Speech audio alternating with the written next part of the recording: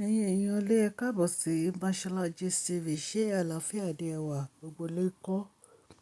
A kú ìpalẹ̀mọ́ ọdún yìí tá a fẹ́ wọnú ẹ̀ yìí 2025. Abáwaláyé abáwaláyé ara o.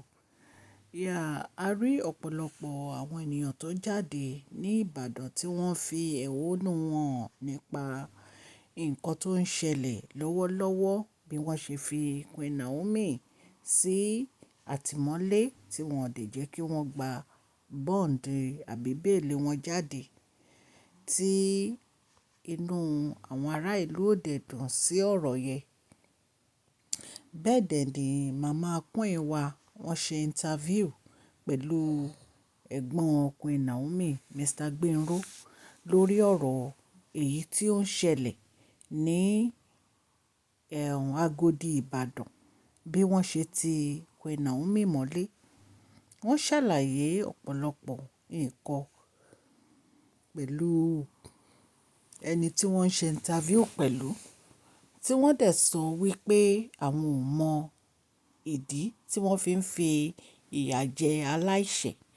Nínú interview wọn, wọ́n ní ọ̀pọ̀lọpọ̀ ìgbà ní Queen Naomi náà ti máa ń ṣe gbogbo àwọn nǹkan tó ń ṣe yìí, tó dẹ̀ jẹ́ pé wọn ò kábàámọ̀ rí. Wípé àánú ni Queen Naomi fẹ́ ṣe. Ẹ̀yin náà dẹ̀ rí pé àánú ni wọ́n fẹ́ ṣe lóòótọ́. Ṣùgbọ́n ìgbà tí mo gbọ́ interview yẹn, kókó nǹkan tí wọ́n sọ níbẹ̀ ni pé wọn ò tí ì bẹ̀rẹ̀ event yìí kó tó di pé àwọn èèyàn bẹ̀rẹ̀ sí í sọ ọmọ wọn láti ẹ̀yìn fẹ́ǹsì inú compound school. Nǹkan tí mo gbọ́ tí wọ́n sọ nìyẹn. Wọ́n ní wọ́n dẹ̀ ti bẹ̀rẹ̀ sí í ṣe èyí ní àti aago 5 àárọ̀ ni àwọn èèyàn ti bẹ̀rẹ̀ sí í ṣe èyí tí wọ́n da ibi tí wọ́n ti fẹ́ ṣe event yìí rú. Wọ́n ní ìgbà tí àwọn dẹ̀ máa fi gbọ́, wọ́n náà tẹ̀ tí ń pe nọ́mbà àwọn gan nítorí pé orúkọ àwọn àti nọ́mbà àwọn wà níbi flyers. Wọ́n ní ìgbà táwọn máa fi gbọ́, wọ́n ní àwọn èèyàn ti para wọn. Wọ́n ní àwọn òbí, àwọn ni wọ́n ń so ọmọ wọn through the fence. Wọ́n ní wọ́n ń so ọmọ wọn through the fence. Ẹ̀yin èèyàn lé, ẹ rí pé nǹkan ń ṣẹlẹ̀ ní Nàìjíríà. Nǹkan ń ṣẹlẹ̀ ní Nàìjíríà o. Báwo ni òbí á ṣe máa so ọmọ ẹ̀ through the fence nítorí owó tí wọ́n fẹ́ fún wọn, 5,000 naira. Báwo ni òbí á ṣe máa so ọmọ ẹ̀ through the fence? Ìyẹn lọ bẹ́ẹ̀. Èyí tó wá jẹ́ pabambarì ni pé àwọn èèyàn ń bèèrè question o. Wọ́n ní kí ló dé tí bàbá wẹ̀rẹ̀ ńlá ò jáde láti ìgbà tí ọ̀rọ̀ yìí ti ṣẹlẹ̀. Àwa ti ẹ̀ gbọ́ pé wọ́n lọ sí Agodi.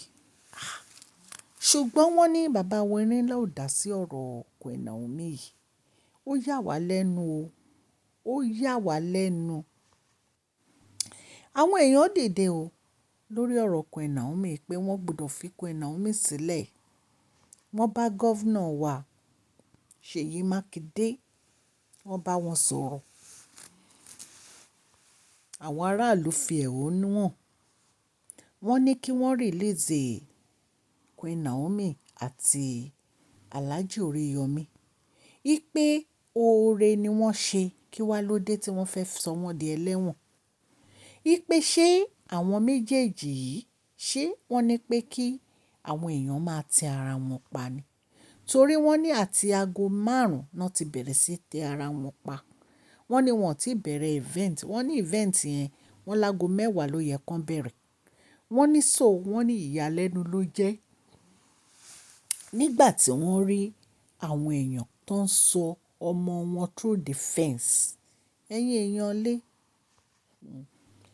ẹ jẹ́ kí n sọ nǹkan kan fún yín. Kò sí law ní Nàìjíríà o. Nítorí pé mi ì rí ibi tí èèyàn ti ń mú ẹni tí ó ṣẹ̀ tó ń mú mọ́lẹ̀ wípé kò gbọdọ̀ lọlé. Mi ì rí rí.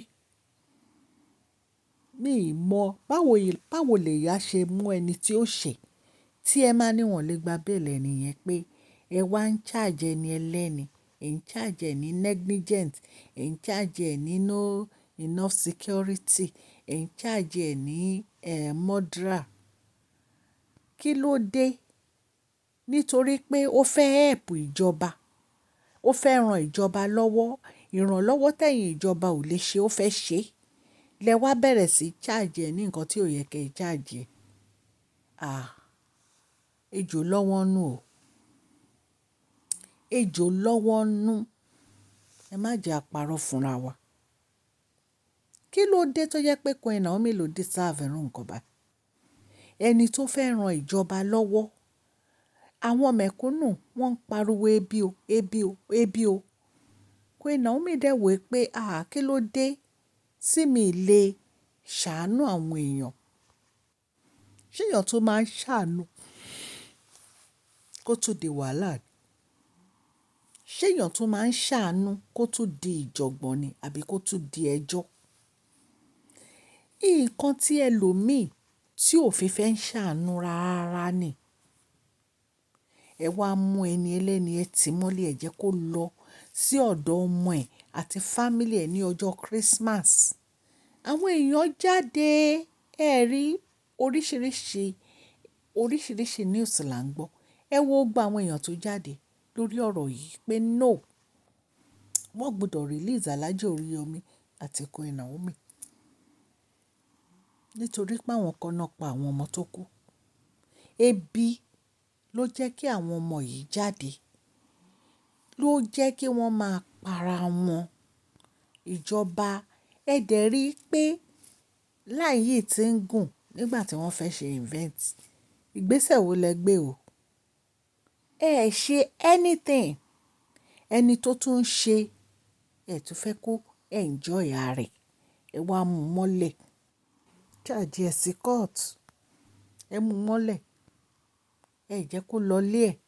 Ẹ jẹ́ kó lọ spend Christmas pẹ̀lú àwọn family ẹ̀. Ẹ wá ní pé kí wọ́n fi sí ẹ̀wọ̀n. Ẹ wá gbé aṣọ ẹ̀wọ̀n lé lọ́rùn. Láì ṣe nǹkan kan. Láì ṣe anything. Èmi ò feel pé èyí right o. Governor wa tẹ́ bá ń gbọ́ wa o. Ẹ release Queen Naomi o. Nítorí pé Queen Naomi ò ṣe. Ẹ release Alhaji Oriyomi. Nítorí pé wọn ò ṣe. Wọn ò ṣe anything. Lóòótọ́, wọ́n gbìyànjú láti help mẹ̀kúnnù. Ṣùgbọ́n wọ́n ní kí wọ́n tó bẹ̀rẹ̀ event ní ago 10 ni àwọn ará ìlú náà ti ń tẹra wọn pa. Wọn ò tí ì ṣí event compound Islamic High School ibi tí wọ́n ti fẹ́ ṣe, wọn ò tí ì ṣí bẹ́ẹ̀ nígbà tó ti ń tẹra wọn pa. So kí wá ní ẹ̀ṣẹ̀ Queen Naomi àti Alhaji Oriyomi?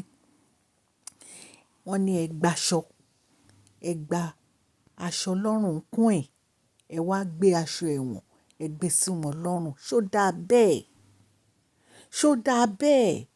Ibikíbi tí ọ̀rọ̀ yìí bá ti ń wá, ẹ release Queen Naomi o. Ẹ release Alhaji Oriyomi o nítorí pé wọn ò ṣe nǹkan kan o. Oore náà ṣe o. Gbogbo ẹ̀yin ará ìlú, ẹ má dákẹ́ o lórí ọ̀rọ̀ Queen Naomi àti Alhaji Oriyomi. Nítorí pé bí a ṣe gbọ́, wọ́n mì pé wa gan ti grant interview pẹ̀lú àwọn èèyàn lóríṣiríṣi lórí ọ̀rọ̀ yìí. Wípé Queen Naomi wà innocent o. Ẹ̀gbọ́n wọn náà sọ̀rọ̀ lórí interview yẹn. Wọ́n ní wọ́n wà innocent o, kò sí nǹkan tí wọ́n ṣe o. Jẹ́ pé wọ́n fẹ́ ṣe oore lọ. Èní dẹ̀kọ́ náà ti ń ṣe, wọn ṣẹ̀ṣẹ̀ máa ṣe. Kí wá ló dé tó jẹ́ pé ẹ fẹ́ fi ojú olóore, ẹ fẹ́ fi gúngi? Ṣé wọ́n ń ṣe oore lèyàn ń ṣe oore ni? Ẹ̀yin èèyàn lé. Nǹkan tá a tún gbọ́ lẹ́nìí ta ní ká mú wá fún yín ní agbára Ọlọ́run. Olódodo ò ní kú sí ipò ìkà. Ẹ̀yin ará ilé ẹ má dákẹ́ o. Ẹ̀yin náà ẹ máa fi ẹ̀hónú yín hàn. Mo mọ̀ pé láyọ̀ àtàlàáfíà ni wọ́n á fi Queen Naomi sílẹ̀. Orúkọ mi ni Mashola Yorùbá ni à ń sọ lórí ìkànnì yìí. À ń sọ nítorí pé a fẹ́ gbàgbé àṣà àti èdè wa dẹ̀ tó ń sọ fún ọ̀pọ̀lọpọ̀ àwọn tí wọ́n gbọ́ Gẹ̀ẹ́sì tẹ́ bá ti subscribe. ẹ tẹ notification bell yín so that tá bá ti post any gist ẹ máa rí. Òkè òkè ni ọlá yín á máa lọ o. À ń sọ̀rọ̀ nípa celebrity gist, royal gist, politics àti gbogbo nǹkan tó ń ṣẹlẹ̀ ní agbègbè orílẹ̀-èdè bàbá wa ní ilẹ̀ Nàìjíríà. Ẹ̀yin èèyàn lé, a dúpẹ́ ní ọwọ́ yín gbogbo ẹ̀yin ó subscribers láti January títí di December bẹ́ẹ̀ ṣe ń follow wa. Gbogbo ẹ̀yin new subscribers ẹ ṣé tẹ join Mashola Gist TV. Ọlọ́run Elédùmarè á wà pẹ̀lú gbogbo yín o. Ọdún ayọ̀ ni a máa ṣe o. Láyọ̀ àtàlàáfíà ni èmi àti yín á fi wo ọdún 2025 o. Please share this video, like and subscribe. God bless you. Mashola Gist TV ń kí yín o.